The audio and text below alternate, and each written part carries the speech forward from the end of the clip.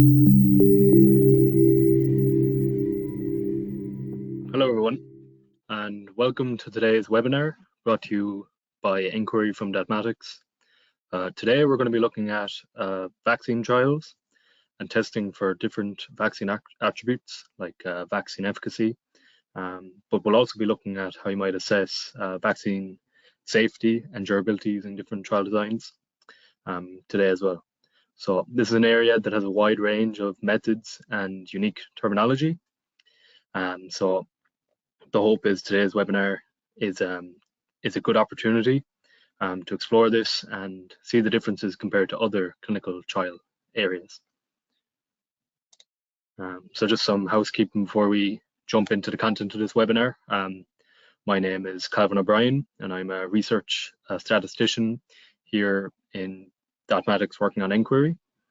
I've been working on this vaccine area during this 9.5 cycle. So we're hoping that 9.5 is kind of on the last bit of work being done for it. So hopefully that'll be released soon. And today is a good opportunity to show off some of these new features coming into it. So the agenda for today is as follows. We'll begin with a look at vaccine trials in general and what makes them different from other areas and where you might see some complications within these.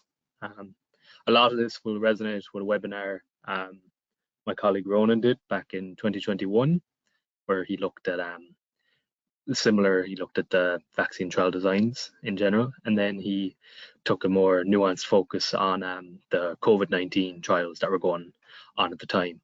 I'm not going to look as in depth on those COVID-19 trials as he did.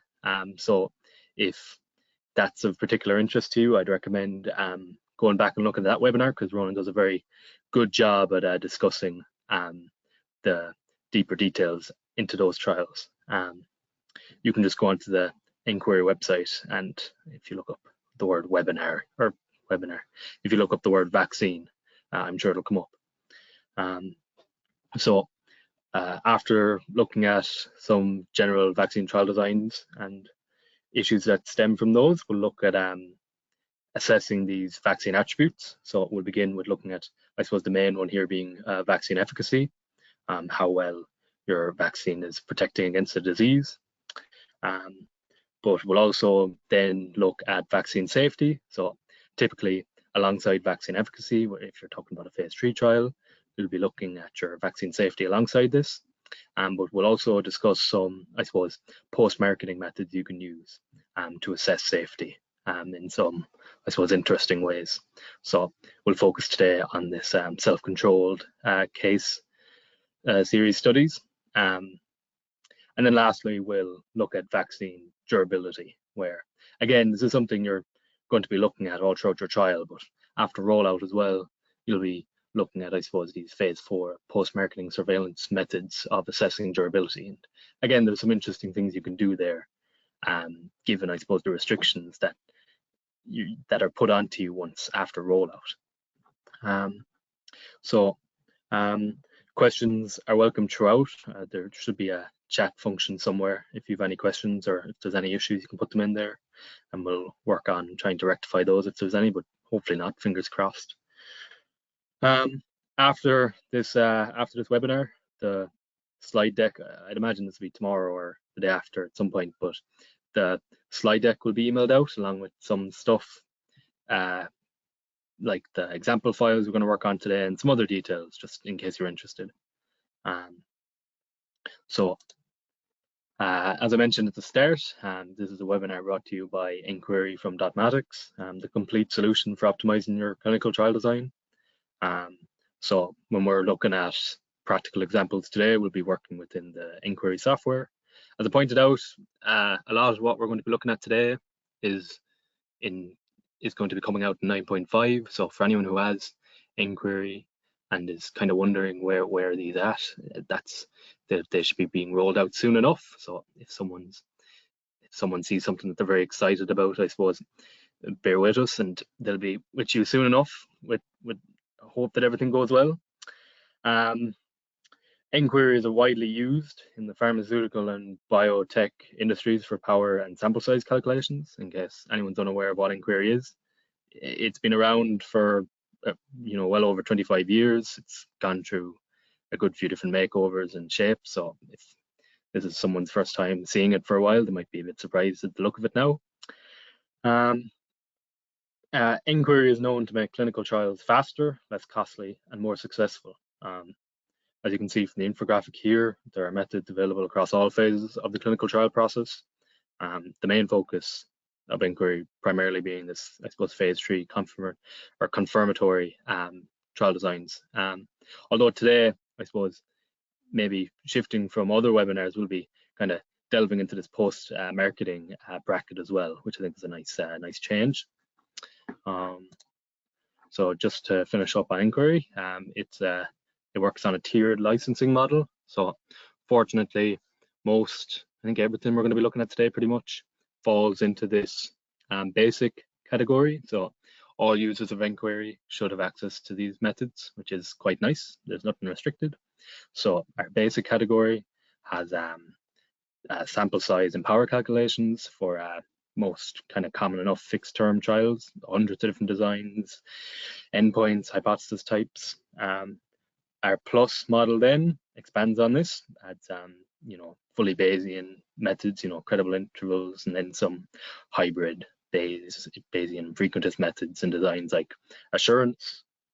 Then we have our pro tier. I suppose this is probably our most popular tier.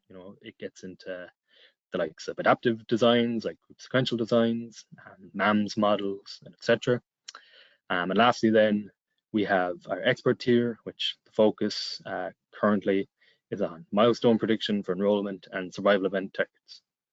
So if you're new to nQuery, or you'd like to test out some of the higher features, or if you want to fiddle around with some of the examples, you can get a trial of the full software from the nQuery website and play around with it yourself then and see how you feel. So without further ado, I suppose with all the housekeeping out of the way, we'll jump into the content of the webinar. So this first section is going to be on vaccine trial design. And again, a lot of this is going to be, I suppose, similar to this webinar done in 2021. So if there's something here that you want further expanded on, I check on that webinar and see, if more is said, or I suppose, like I mentioned in the regards to the COVID vaccine, I'm not going to go too in depth. So if there is a interest on that, I would definitely check that out. So starting with these trial designs, so they're fairly, standard when it comes to, I suppose, your usual clinical trial design. You're going to have your preclinical, and then go through your phase 1, phase 2, testing for safety and initial efficacy, see is it worth following up and pursuing into a phase 3 confirmatory trial. And then you'll do your phase 3 trial, and hopefully you'll be able to show a sufficient level of vaccine efficacy, and you'll be able to push to market then. The development of vaccines through this method is traditionally much longer, and has a lot of, I suppose, uniquely prevalent challenges. Just down to a lot of reasons, but I suppose big one here being, I suppose, the size of the trials you're doing, and the emphasis on safety, and even by phase 3 standards, your vaccine trial will be quite significantly larger than probably what you'd be doing in other areas. And this is just down to the fact that most of these methods that you can do, the power is coming from events. So it's coming from occurrences of the disease. And in vaccine trials, typically what you're trying to prevent is going to be rare enough to begin with. So if you're talking about a disease with a 1% attack rate, you're talking 100, expecting 100 cases in a sample size of 10,000. So you can see the numbers get large quite quickly, and we'll see that now in a moment when we just give a brief look at the COVID trials, how there's this disparity between total sample size and then what's actually driving your power. On top of this, then, there's a very heavy emphasis on safety in these trials. You're giving these vaccines to like a very large sample size. It's not like therapeutics where you're only giving it to people who the instance of a disease occurs to. This is preventative, where you're rolling out to a very large sample size with the hopes of reducing the amount of cases of a disease occurring. So because of this, and because you're rolling out to such a large sample size, there's a real strong emphasis on making sure that there's nothing going wrong when you are administering your vaccine, or after a length of time, that there isn't some long-term effect occurring because of this. And so that's why you'll see these trials are quite long and require a large sample size, because there's a lot that goes into showing that in the long term that there's no adverse effects from your vaccine. So you'll be testing for safety at all stages of your trial. That's typical of any clinical trial. So looking at phase 3 here particularly, you'll often see multiple primary endpoints, your main one being vaccine efficacy. That's the thing you really want to show off, I guess, in terms of how strong your vaccine is. But then you'll also see kind of a monitoring of adverse events or severe adverse events that your vaccine might be causing, with the hopes that there's no relative increase in them. But then afterwards as well, you're going to most likely be performing post-marketing surveillance on safety as well. So looking, once you roll out to this much larger sample size, whether there's any rare events that you couldn't particularly track well in your phase 3 trial, whether they're starting to appear now. So these uniquely prevalent issues have led to these distinct methods and terminology surrounding vaccine trials. Language here will be thrown around like vaccine efficacy and attack rates and incidences and whatnot. And none of this is particularly new. Maybe the vaccine efficacy that's quite unique to a vaccine trial, I suppose. But talking about attack rates or incidences and all the rest, these are all terms that I suppose can be understood in other areas, like whether you're talking about proportions or whether you're talking about survival analysis and whatnot, hazard ratios and all the rest. What I'm getting at here is that a lot of the language that stems from this, I guess, is coming from the fact that you're pulling from a lot of different areas that you can perform vaccine tests through. And so this language has kind of become, there is a specific language is formed around vaccines in order to be able to compare around these different areas. But at the end of the day, you'll find like these can often be stripped down in a way and mapped back onto the areas they're coming from. That you can look at all these methods from a vaccine efficacy point of view, but in reality, you're still just performing your regular way, just kind of describing it a bit different. And we'll see that now in a moment when we talk about one proportion trials and whatnot, how same test, slightly different inputs and whatnot, but at the end of the day, it's just how we kind of describe a thing. So I've jumped the gun a small bit, I suppose, in discussing the challenges as I did in the last slide, but just to reiterate again, I suppose the big thing here in terms of your sample size being that your vaccine trials will tend to be event driven and thus very large. Again, that point of like 100 cases from 10,000 if you've got a 1% attack rate. So, and this, I suppose, this issue can affect your design depending on the limitations. It can be quite logistically challenging dealing with such a large sample size, and sometimes it's not possible to recruit that many or work with such a large sample size. You'll see a lot of vaccine trials both being tested in and developed for the developing world, and you might be in a position where just performing your gold standard RCT or randomized control trial might not be entirely possible, where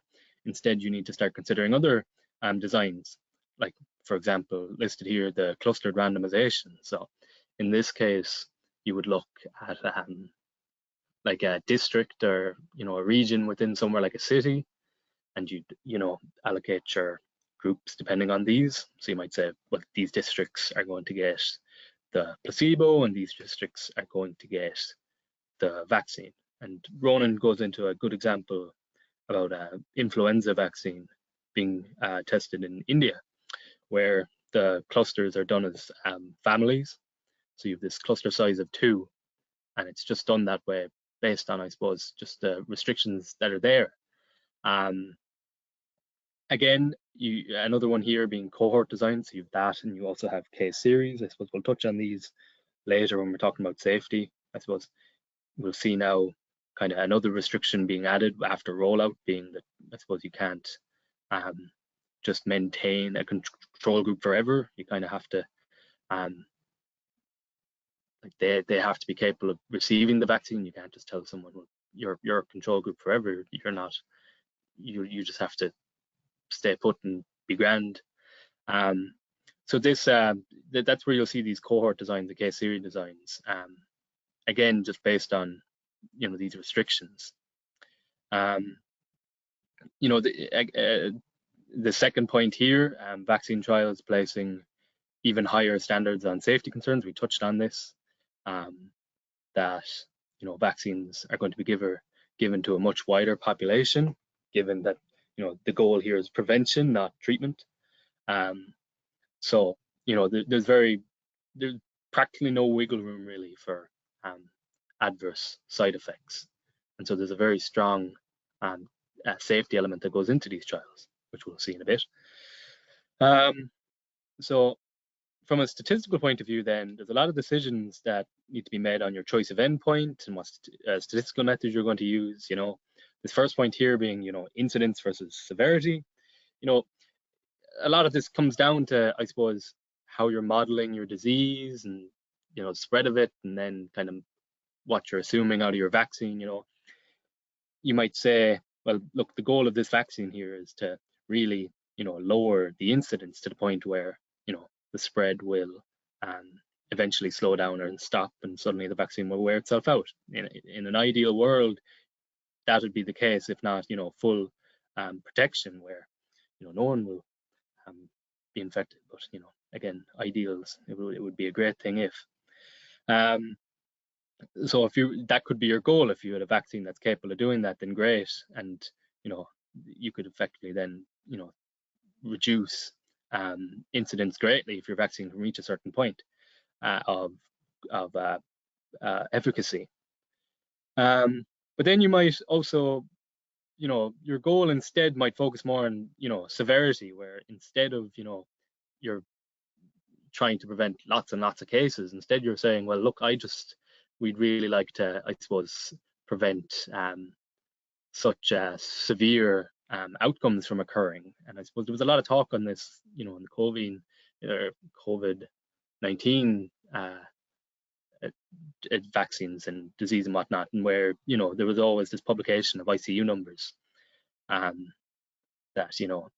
there was a hope there that that there'd be a reduction in the severity as well, that not only would you be stopping the spread, but you'd also be stopping such severe cases from occurring. And you can have you could do this in the composite way, where you test both together, and there's a method that is coming into 9.5. I'll get to it now when we discuss the different methods in a moment, but it's a way in which you kind of can both track incidence by recording how many cases are occurring, but you can also look at the severity of it by granting it a score, saying, well, an unvaccinated people are giving a mean score of 5, and the vaccinated group are giving a mean score of 3, and from that then you can kind of balance the two of them. So beyond that, then you can work with, I suppose, there's a lot of different tests you can perform, and I suppose different ways of looking at it depending on what you want to assume about, I suppose, how you're modeling this. You can kind of look at it as a proportions way, where you look at your 2 attack rates. You can translate that into, say, something like a risk ratio or odds ratio, or difference in proportions or whatnot, and proceed with the usual tests that come with those.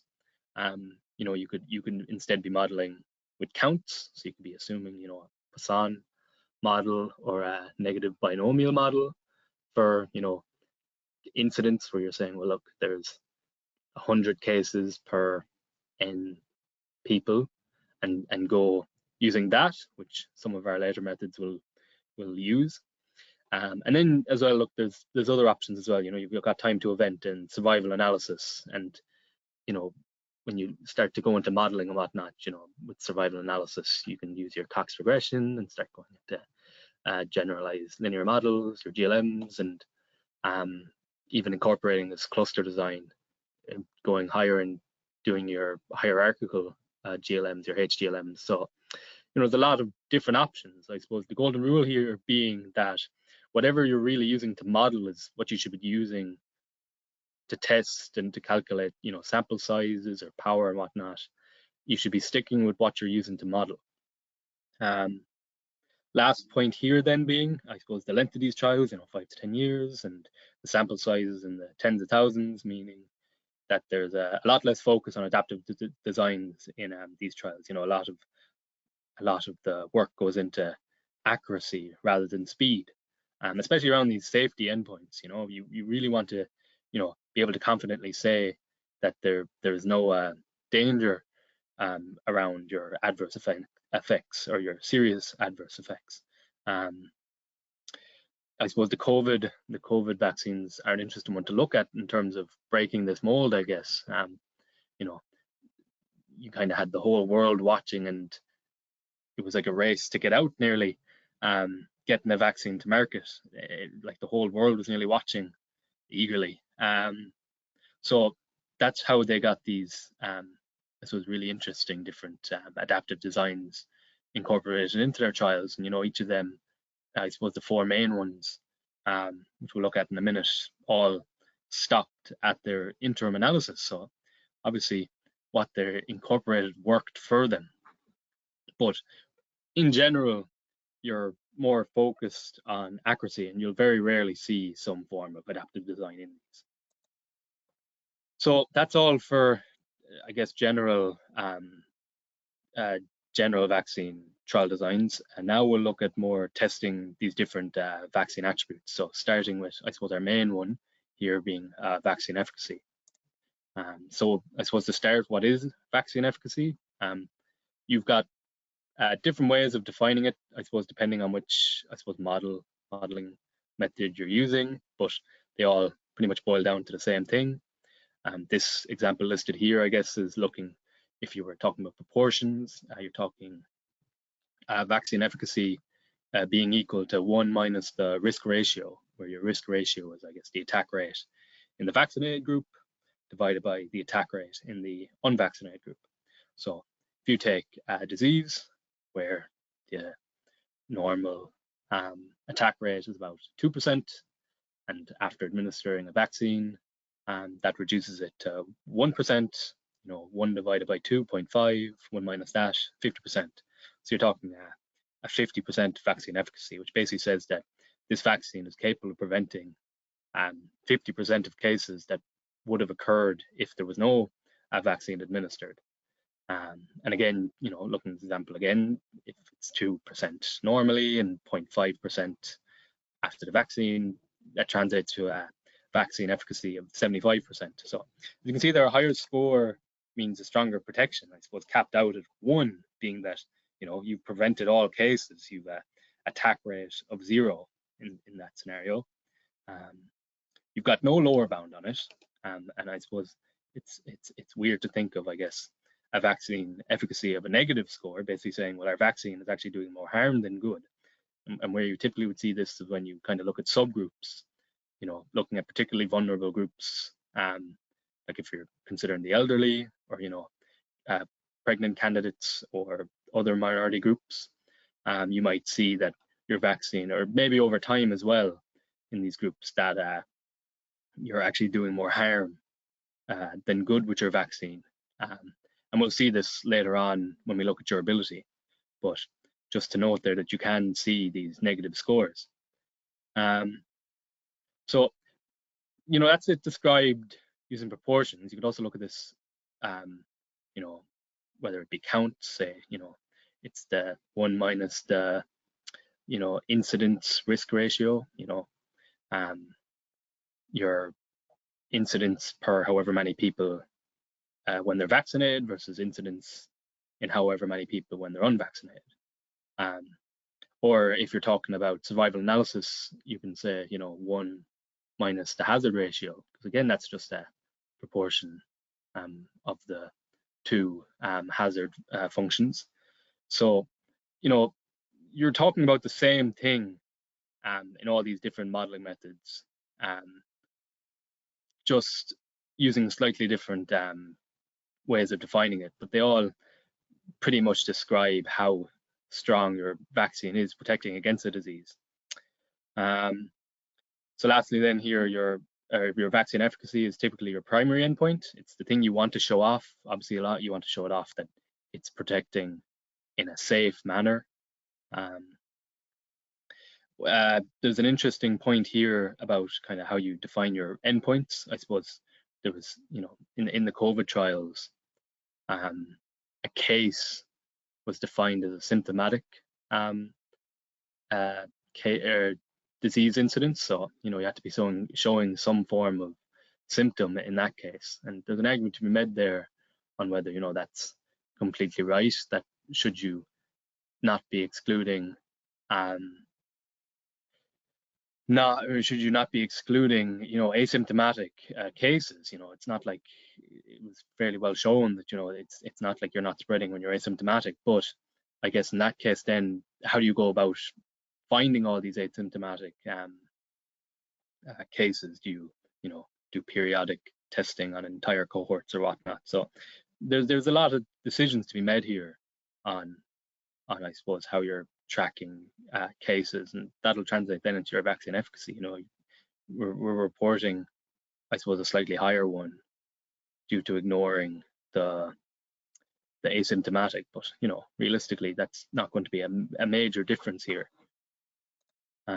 So here's just a list of some different vaccine methods that we have sample size determination methods available for. So we have, I suppose this first one is confidence intervals for vaccine efficacy. So the point made there earlier about accuracy.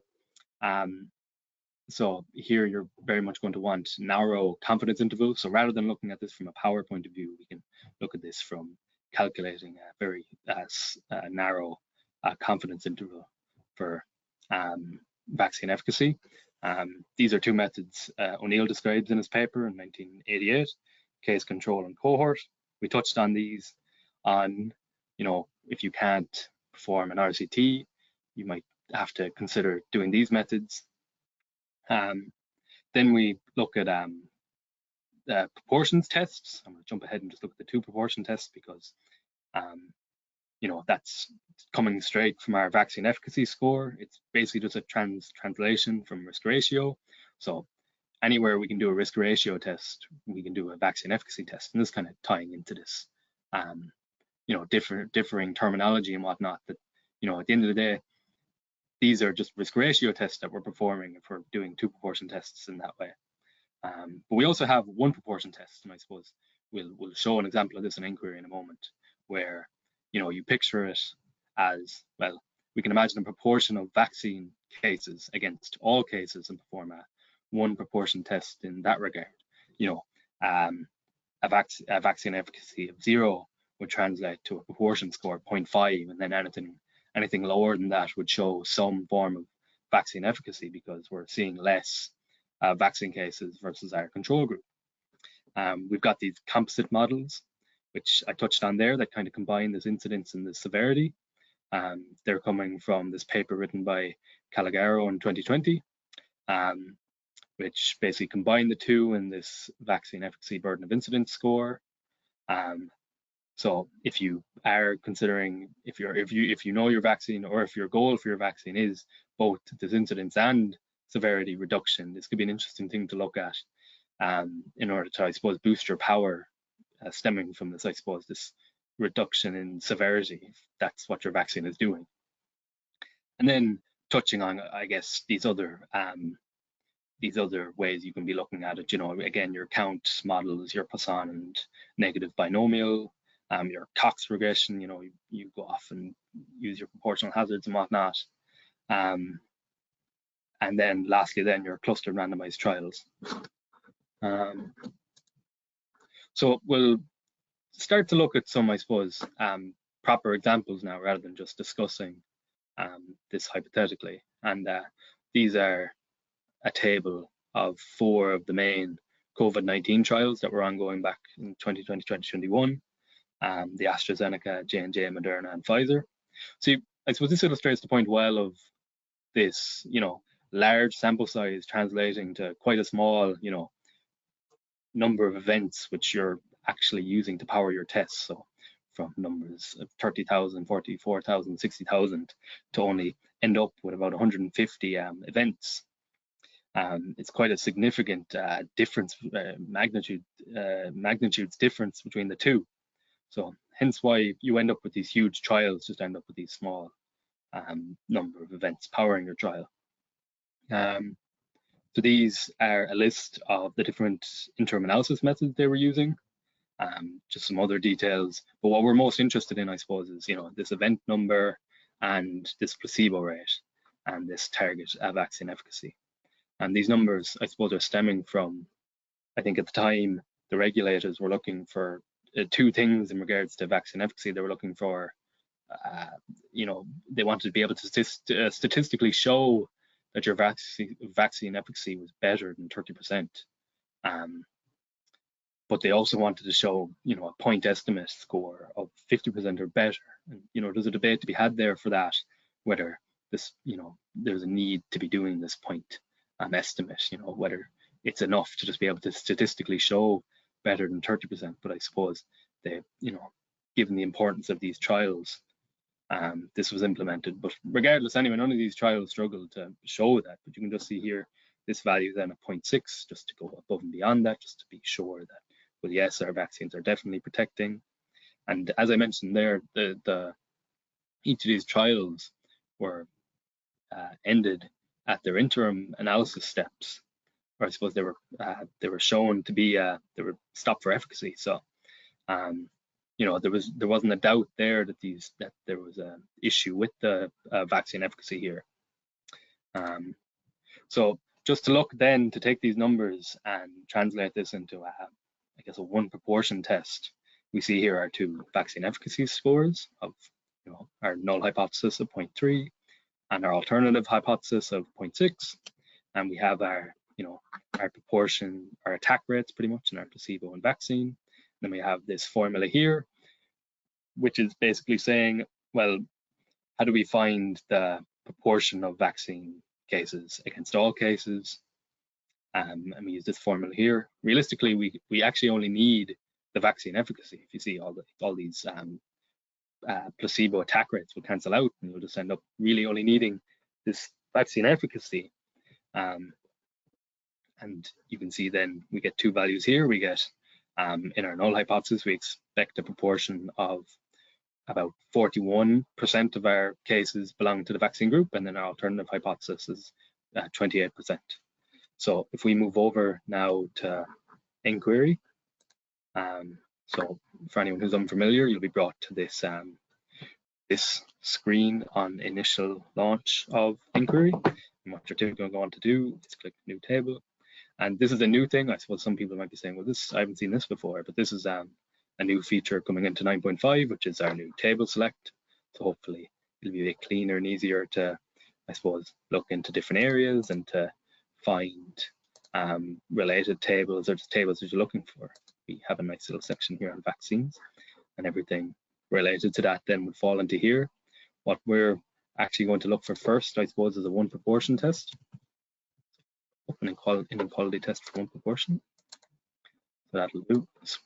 So going with our information that we just described there, we're talking about 0.025, one-sided, because we want to show, I guess, non-inferiority, or I guess in this case, superiority.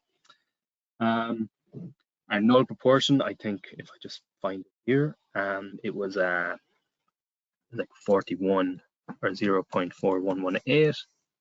And I'll just find it here. This is 28.57. So I'll come back to here. So 2857. I'll bring up our details, the proportion difference ratio and odds ratio. And then lastly, we want to put in this 90. and that'll bring us our 157 cases, which, you know, we were seeing a range of between 150 and 165. So this isn't this is a reasonable enough number. Again, we've got multiple different tests we could be doing. You know, this method we're using here is the binomial enumeration, where you run through pretty much every scenario and calculate the probability of the ones that pass. You could use a normal approximation.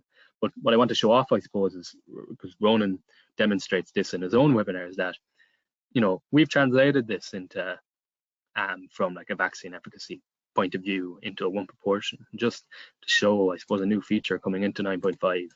I was kind of jumping the gun there a small bit in running to this vaccine efficacy area, but we can come in here to this new table PTE 45, and you might say, well, this looks a bit similar. I've seen these two before.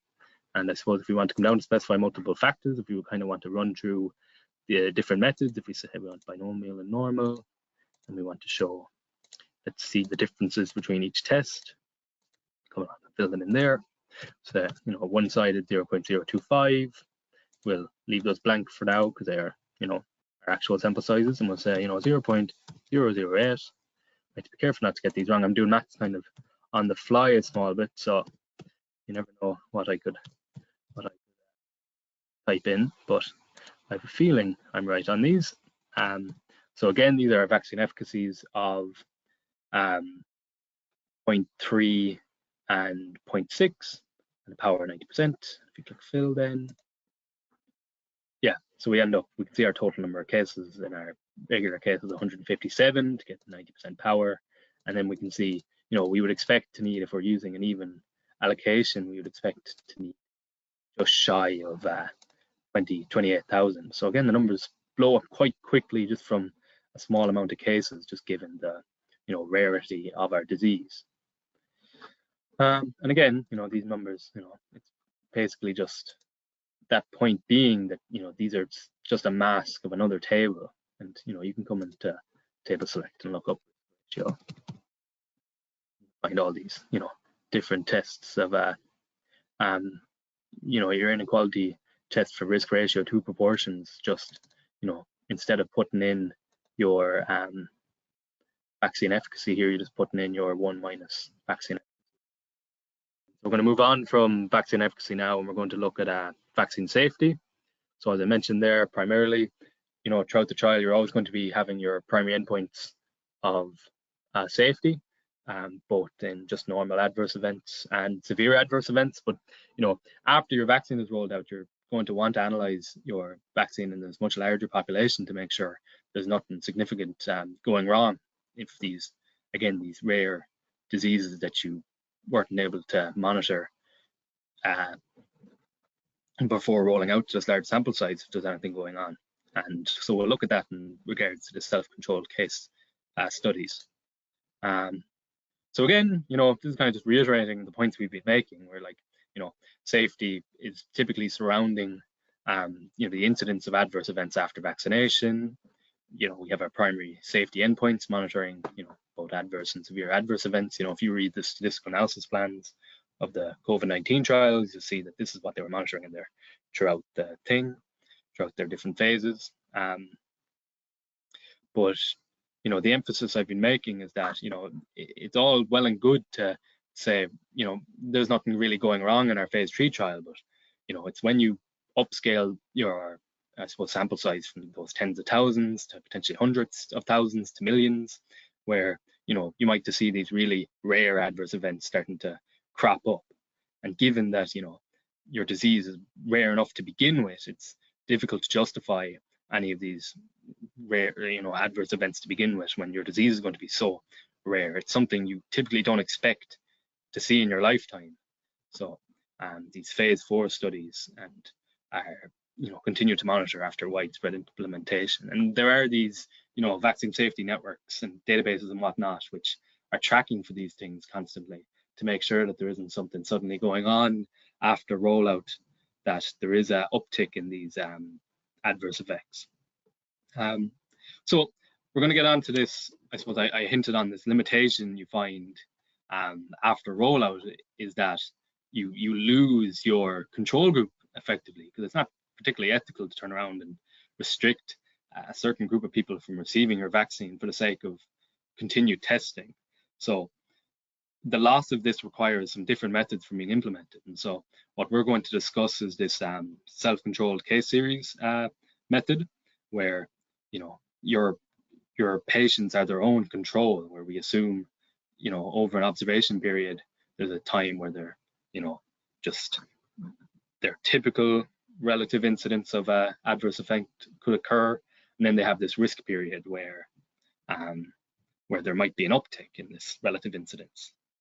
And there's an advantage to this, that you don't have to control for outside biases if you're using a patient as their own control, which is a nice advantage. But in an ideal world, of course, it'd be much nicer just to be able to do a RCT. But again, this is the uniqueness with these vaccine trials, is this limitation that you're just not able to, that you have to adjust and adapt. So I suppose, what is this self-controlled case series method? It's a modified cohort method for estimating the relative incidence of a specified adverse event in a defined period after a transient exposure. So in this case, our transient exposure is going to be the vaccine. We're pretty much exposing our cases, let's say, our potential future cases, to this vaccine and seeing whether this exposure has any effect on the relative incidence. It's a modified cohort method. A lot of these can be looked back on previous data. It's not something where you have to, pick out a group of people, similar like in an RCT in these large sample sizes, where you pick out a large group of people and then have to hope, I guess, cases occur in them so that you can use that to power your trial. Where instead you look directly at cases that have occurred and analyze them to determine whether there's a increase in relative incidence. So the paper, this is a paper from about 2006. I think Mendoza's the author, but there's methods based on the sampling distribution of the relative incidence, the log of this, a method based on this binomial proportion. We can see this log likelihood here that takes the form of a binomial, and we can also there's also a method done on the signed root likelihood ratio. And I suppose the paper that this is all being sourced from, I suppose it discourages against these first two methods that would have been potentially used in the past, basically saying that they lead to misleading sample size numbers, and instead, I suppose, really promotes this signed root likelihood ratio. And the main reason being for this is the ability to incorporate age effects into this. So for the example we're going to look at, and I suppose when you think about, for a lot of these vaccines that are given in early stages of life, so we're talking about administering to children, in their first year, their second year, or whatnot, there's an expectation that there is going to be some age effect on these adverse effects. And so it's quite important to incorporate these into it, or you could be overestimating the required sample sizes, the amount of cases you need to see. And here is just kind of the differences between your likelihood and your signed root likelihood ratio. So this is a bit of a noisy diagram, but it basically gets the point across. In this case, they're kind of assuming two risk periods, but if we're just to assume one, if we just look at this black bar, basically we're looking at within an observation period for an individual, they'll receive the vaccine at some time.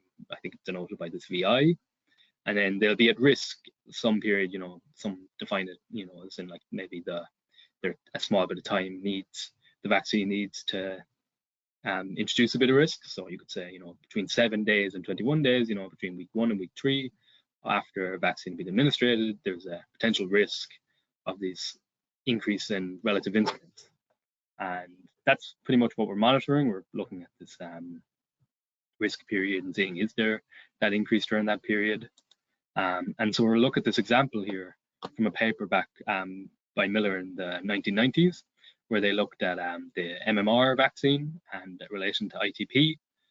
this idiopathic thrombocytopenic purpura. I was debating whether I would try to pronounce this or not. I'm sure someone might be able to, correct me, but I think I've done an okay job at this. But essentially, it's just an abnormal bleeding into the skin due to low blood platelet count. So there was an assumed, or there was a potential increase in relative incidence down to this MMR vaccine. And so they looked at children between 12 months and 23 months, so in their second year pretty much, and this is back in the 90s. And they assumed 42 days after receiving the vaccine, there was this increase in risk. So some details then here where they assume this full year split into 4 equal stages of 91 days, 3 months, and they show this different probabilities of being exposed, of receiving the vaccine in another way in the different age groups. So most children are receiving it in the first quarter of their second year, and then it slowly traps off.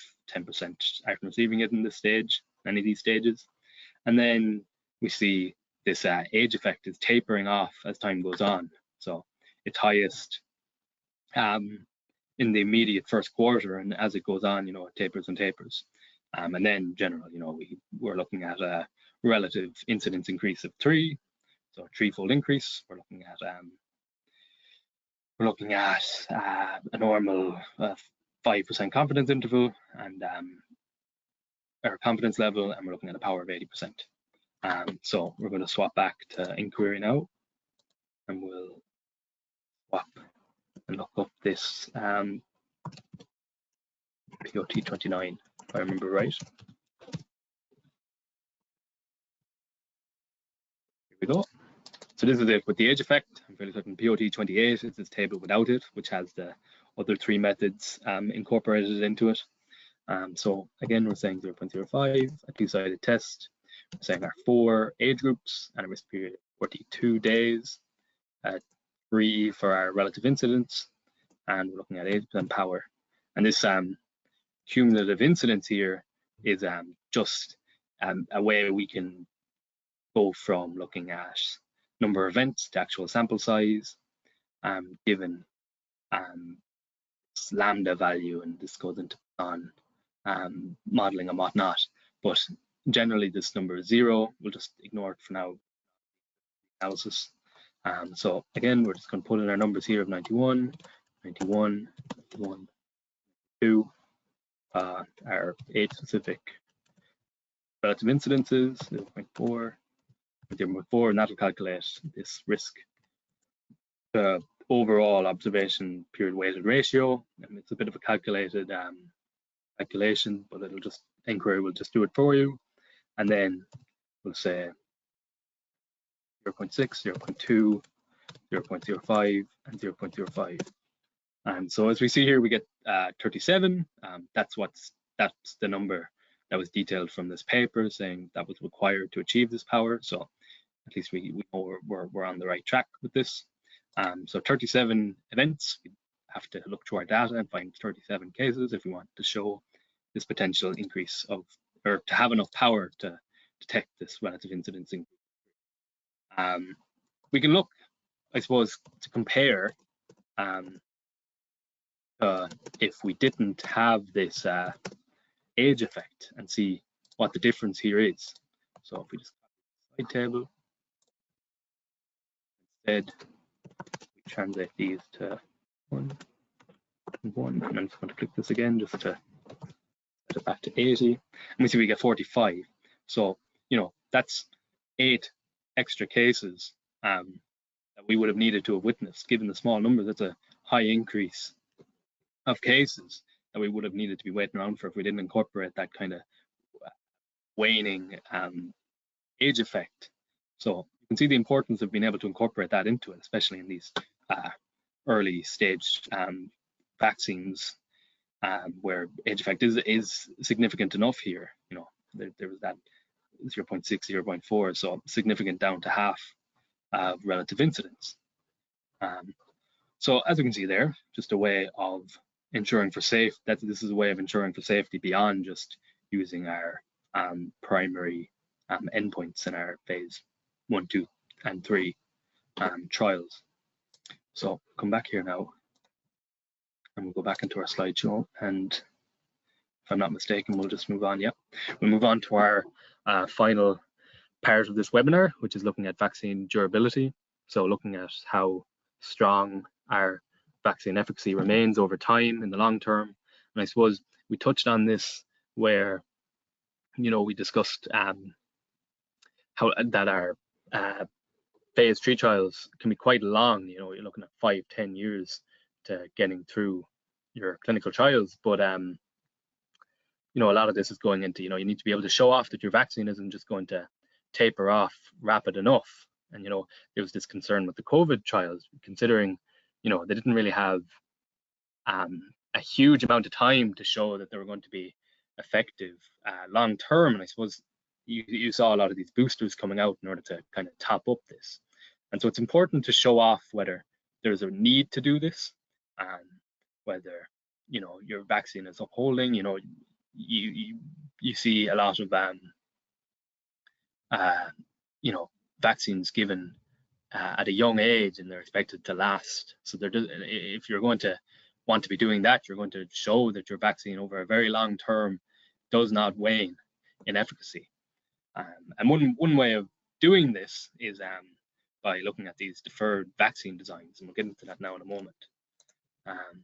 So I suppose the issue here, again, this is another case where wouldn't it be great if we could just go off and do our RCT and go about that way? But again, the ethical consideration being that you can't just restrict a group from ever receiving a vaccination just because you want to do tests.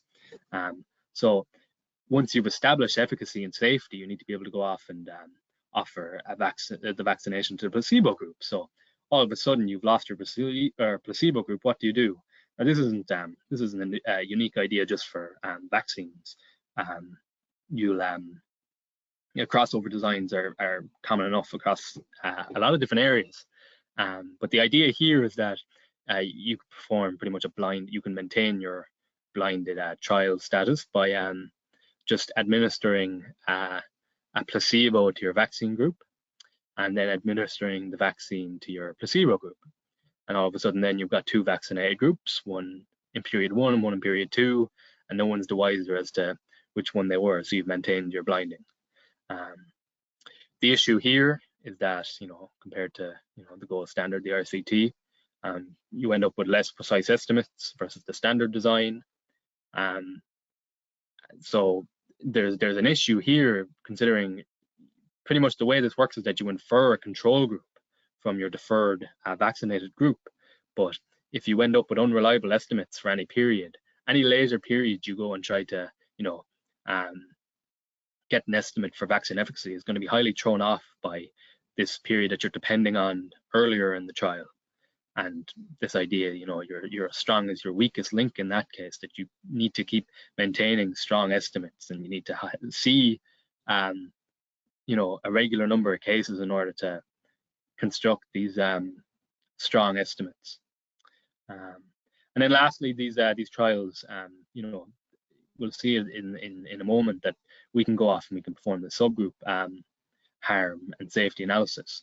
So as was mentioned there, you know, it's important to determine vulnerable groups and whether, you know, there's any of these negative effects going on, that all of a sudden a certain subsection of your population are reacting extremely poorly to your vaccine. So it's important to monitor this and ensure that you know, there's nothing going on in these clinical subgroups.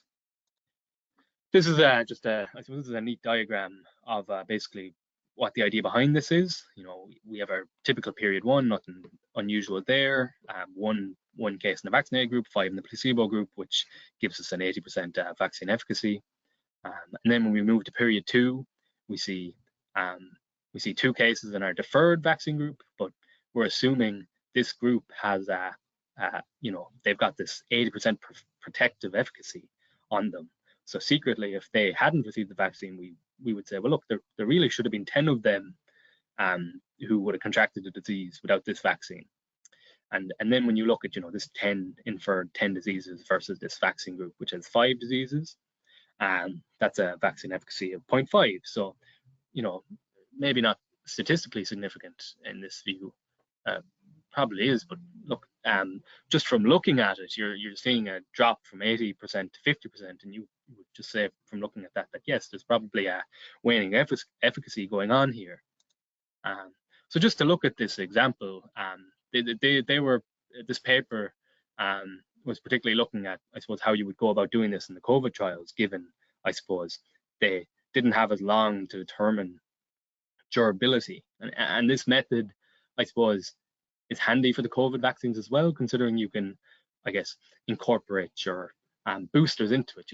With reliable enough estimates, you still maintain your control group, so you're able to go off and determine a vaccine efficacy for these boosters and carry on whether your boosters are waning efficacy and whatnot. So the first 4 rows are scenarios of waning efficacy, and your second 4 rows are situations where you might see harm. So we'll just go into nQuery now and take these values and look at kind of some situations compared to the standard trial design. So again, this is my knowledge of table codes, whether I'm getting them right or not, but here we go, PTT45. So simple table here, we'll type in our 0 to 5 as our significance level. We'll say 2 periods, but we can put in multiple periods and go along that idea of getting, depending on our earlier periods, to infer this control group over and over. We said in that first example for looking at waning efficacy, we said 200, and we said there was a vaccine efficacy of 0.9. I think it goes down to 0.75 then, and we've incorporated just a method of as the paper does as well. They look at both an analytical solution and a simulated solution. This is coming from just Poisson, an assumption that your cases in the different periods are distributed using Poisson variables. So just coming down into this side table then, in that first case, we said 200, and we said that 5, and we're testing the direction of down. We don't want to see it's there and up. If we're looking at a booster, we might set this to up to see, is there a significant jump? But we're looking at down, and we see we get analytical power about 93, and we get simulated 96. From testing, the simulated power tends to run a small bit higher. Stronger thing, we get about 95, which I think the paper was reporting 96. So even down to rounding, this will get us at that figure. Of course, no power to detect harm here. That would be, practically impossible given our assumption here of, strong vaccine efficacy going on here. And in these, I suppose, are interesting numbers where we see, I suppose this is kind of just saying, compared to a standard design, how big or how small of a sample size we would need in comparison. So in this case, our deferred vaccine trial actually lets us have a smaller sample size. If we wanted to, we're losing about, what is this, an 1/8? So, it's an 1/8. Our deferred sample size would only need to be an 1/8 smaller than our standard trial. So there's a benefit to running it in this case, but you lose that a small bit in your potential to have unreliable estimates, and kind of depending on periods before, if you had a higher number of periods. We can look at, I suppose, there was a situation where these numbers were the same, but we just kind of had a drop off of cases in this period, and so we see we lose this bit of power, and all of a sudden now our deferred vaccine trial is now requiring more, a larger sample size than our standard would. We can look at this this harm in subgroups. So similar details, except now we're saying 25, and we're saying, we initially have a weaker vaccine. Numbers again, and we'll, I think we said 12, and we want to show, I think, of -1. We'll do that for now. So we would see in our control, crossover control cases, we would basically see 6. So this would be our deferred vaccinated group. If we'd see 6 cases, which we would up to, we would up to 12 from our vaccine efficacy of a half, and we more so, obviously you're seeing a strong power to detect a difference given 0.5 to -1, but there's a bit here, there's a very small power here to detect harm. But if we were to increase this to a bigger number, so let's just delete this so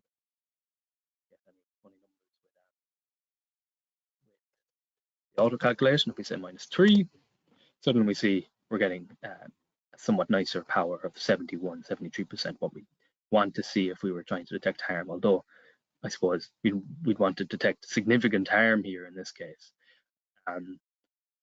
From reading the paper alone and also from testing, you'll see that, like, in all of these examples, that it would be much better in terms of testing harm in subgroups, given our small number of cases, if we were doing this in the standard design, that usually you see a number between 5 here, potentially larger.